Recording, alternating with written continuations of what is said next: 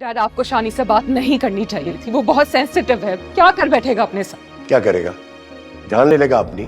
उसने कभी ऐसा सोचा भी तो उससे पहले आपकी बेटी अपनी जान ले लेगी। इन एहसानात के बदले जो मुझसे वो चाह रहे हैं ना, मैं वो कभी नहीं दे सकता। प्लीज भाई थोड़ी मेहरबानी करो, घर वालों से जाकर बात तो करो। उन लोगों के भी पैरों के नीचे से जमीन निकल जाएगी जब वो जानेंगे कि इस लड़की को वो इतना हमदर्द और फरिश्ता सीरत समझ रहे हैं। उसका असल रूप क्या है? नफरत होने लगेगी शान से सन। ये जो खावर की अम्मी और बहन के लहजे में मिठास देख रहे हो ना, ये नादिया की मोहब्बत में नहीं है। इस घर को और तुम्हारी नौकरी को देखकर मैं तो अपनी आंखें नोच भी लूं तो शानज़े के एहसानों का बदला नहीं चुका सकती। ये आपको अंदाजा नहीं है ना कि इन एहसानों के बदले क्या मांग रही है वो मुझसे। जान मांग रही है तुम्हारी। For God's sake, शानी, इतना अजनबी मत करो मुझे। मैं तुम्हारे ये रवैया नहीं सह पाऊंगी। अभी तो बड़े दावे कर रही थी आप, कितनी कमजोर निकली।